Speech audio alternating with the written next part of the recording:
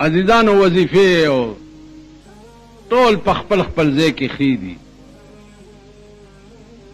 خو لویه وظیفه چې ده هغه د اسم ذات نه بله نشته. که خدای وس درکو، توفیق درکو، نو هر وخت جبه په دې عادت کوي چې الله الله الله الله الله. بیا د بعضې بزرګانو دا زړه چې دی دا جاری شي، د زړه نه आवाज راځي چې الله الله الله الله. دا اسم ذات.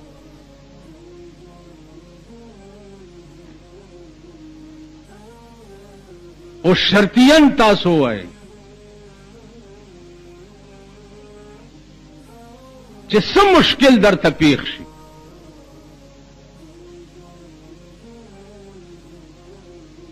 نو دا الفاظ درې ځله ووایه چې حسبنا الله ونعم الوکیل. اوس حسبنا کیم ګوره الله دی، حسبو نا څوک الله.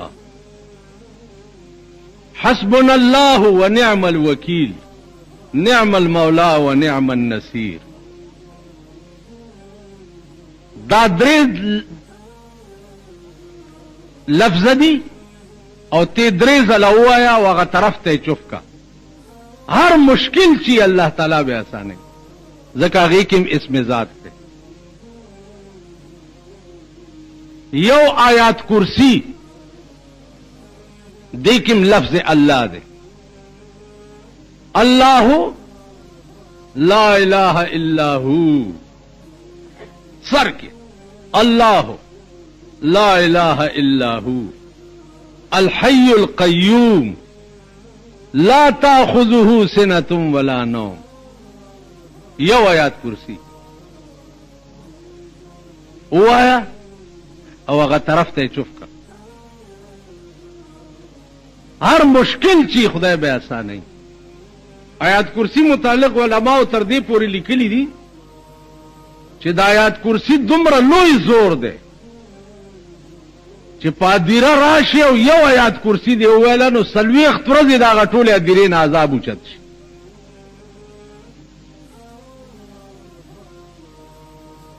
ځکه چې هغې په سر کې الله لا اله الا. نو لفظ الله چې دی دا اسم ذات دی. عزیزانو جبی چې دی په دې عادت کوي. روجه رااله، الله دې توفیق مونږ ټولو ته راکړي. په روجه کې دوه کاره وکړئ. یو روجه کې کوشش وکړئ چې غیبت ونه کوي د چا پسې بد ویل.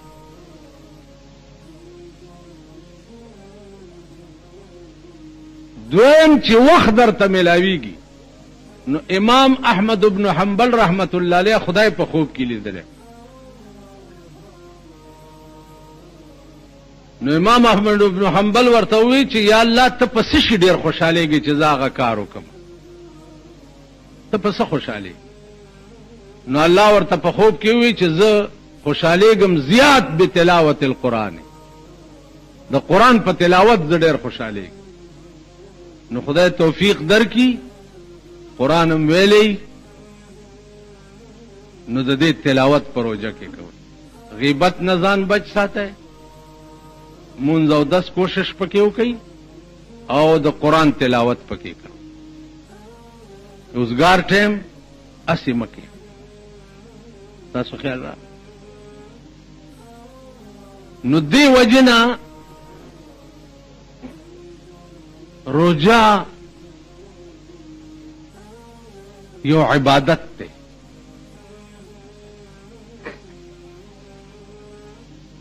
پنځه ارکان دي د اسلام، پنځه: کلمه، منځ، روجه، حج او زکات. بني الاسلام على 5. اسلام بنا چې دا پنځه سيزونه دي. منز، روجه، حج، زکات او کلمه. په دې کې منز او روجه او کلمه دا بدنی عبادتونه دي، دا به تار وخت کې. حج او زکات چې دی هغه مالی عبادت دی. پیسې او دولت در سره راغی حج وکړه کینی در باندې فرض نه دی. پیسې در سره وي زکات ورکړه کینی در باندې فرض نه دی. په دې پنځو ارکانو کې یو رکن روجه هم ده.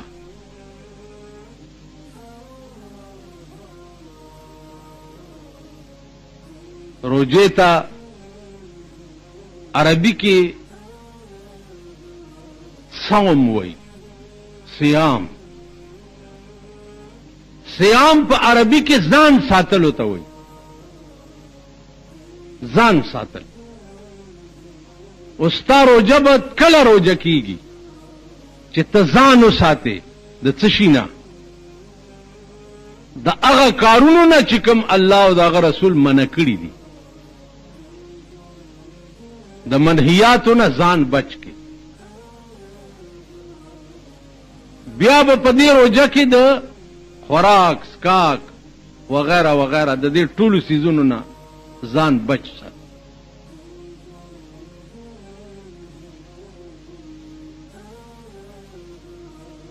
روجه واحد عبادت ته په ټولو عبادتونو کې، واحد عبادت.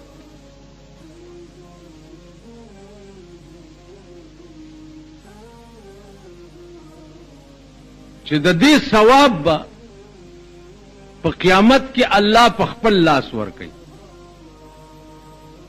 د ټولو عبادتونو ثواب به د ملائکو په لاس ملاوي،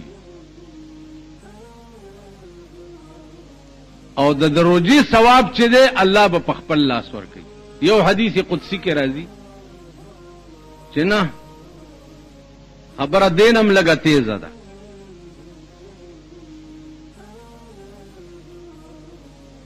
الصوم لي وانا اجزا به. روجه زما ده، ځکه چې روجهدار سړی ما سره مشابه شي په روجه کې. خدای پاک خوراک سکاک جما وغیرہ وغیرہ د ار سینه منزه مبرد. روجهدارم د ار سیزونه په ځان بند. نو په دې جز کې د روجهدار تشبیه د خدای سره راشي. نو الله وی الصوم لي وانا اجزا به. روجه زما ده او د روجي په بدل کې به روجهدار ته زور کړل کېږي. یو خو الصوم لي وانا اجزي به ده کنه، نه الصوم لي وانا اجزا به. روجهدار ته د روجي په بدل کې به زور کړل کېږي، زبر د دشم.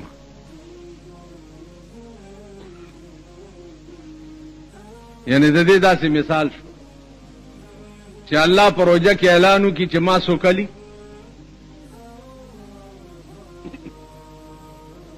ما سوکلی، کما سوکلی نو روجه دیونی.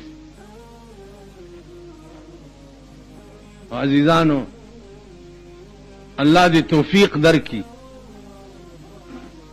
په روجه کې کوشش وکړئ. یوازې روجه نه، کال 12 میاشتې کوشش پکار. خدا روجه چونکه ډیر زیات اهم عبادت ته په دې کې ډیر زیات کوشش پکار. او بل دا چې اسم ذات لفظ الله ده. اوس مانه چا تاسو کو چې بعض خلک ځکه زمونږه پریدي چې دی خدای ته خدای وایي، څوک ورته سوي څوک ورته سوي. خدا غلط ځکه دی چې د بنی آدم نوم چې غلط والی په خپکیږي کنه، ها د بنی آدم نو چې د الله نوم غلط والی نو الله په خپکیږي نه. چې بنی آدم په خپل نوم غلط اغستو خپکیږي، نو الله په خپل نوم غلط اغستو به خپکیږي نه، بلکې الله سره دام وایي چې جل جلاله وعم نواله، لکه د رسول الله صلی الله علیه وسلم نوم سره چې تاسو صلی الله علیه وسلم وایي، داسې د الله نوم سره جل جلاله وایي. نو عزیزانو جبې ګوره په دې عادت کوي، دا نور ټول بکواس دی، دا زمونږ ژوند بکواس دی، دا زمونږ ملک بکواس دی، دا څه چې تاسو ګورئ او اورئ دا ټول ګوره ګپ دی، نتیجه به ګوره ډېره خراب. څه چې ګورئ او څه چې اورئ. په پاکستان کې هره ورځ نوی نوی قهر نازلیږي د بنی اسرائیلو په شان، هره ورځ. دا اخبارونه دي، دا اخبارونه، دا د بنی اسرائیلو عذاب دی، قسم په خدای چې هره ورځ به پکې داسې خبره وګورئ چې ټوله ورځ به د خپل زخم وینې څټې. اوس نن پکې راغلي دي چې وروره صوبایي حکومت په خطره کې دی او عدم اعتماد ووټ پیش کیږي. اوس ټول قوم په دې اخته دی، ټوله صوبه، پلانې منبر وتښتېدو، پرانې را وتښتېدو، پرانې وتښتېدو، پرانې. پخوا به دا تښتېدې ښځې به مټیزېدې، چا سړي پسې به مټیزه شو. اوس موږ په داسې شرمېدلي ملک کې پیدا یو چې سړي پکې مټیزېږي. دا تاسو چې وله ووټونه ورکړي دي دا مټیزې ښځې دي. کومه مټیزه ښځه چې وګورئ که نه مټیزېږي، ولې؟ خو سړی خوښ شي، یا میړه چې مټیزېږي، یا میړه یا غوږ نه یا پوزه نه یو ښه کټی وګوري بس هغه پسې مټیزه شي. دلته وروره چې ښه کټی کم یو وي، چا سره کروڑ روپۍ وي، وزارتي سیټونه میټونه یي، ورپسې مټیز شي. نو په دې ملک کې دې سړي مټیزېدل شروع شو، سړي مټیزېږي لګیا. نه په ملا اعتبار شته، نه په پیر اعتبار شته، نه په میا شته، نه په سید شته، نه په خان شته، نه په نواب شته، نه په ارباب شته. خبره د کټي ده چې کم ښه کټی ښځې وکتو ورپسې مټیزېږي. تاسو خیال راغی؟ نو هره ورځ د بني اسرائیلو عذاب دی دا اخبارونه. نو بیزو زخمی شي نو دا نورې بیزوګانې تپوس لره، بجای د دې چې پوښتنه ترې وکړي چې خدای دې جوړ کړه پلانه. نو هره یو بیزو راځي او په دې زخم کې ګوته اچي، داسې پو اواز زخم راکاږي. باغه چې لاړ شي بله بیزو راشي پو هغه زخم راکاږي. بله ها بیزوګانو تپوس هغه زخم دومره لوی کړي چې بیزو د هغې نه مړه شي. پاکستان بیزو ده، زخمی شوې ده، مونږ بیزوګان یو، تپوس لی راغلي یو، د خپله لاسه جهنم ته لیږو لګیا یو.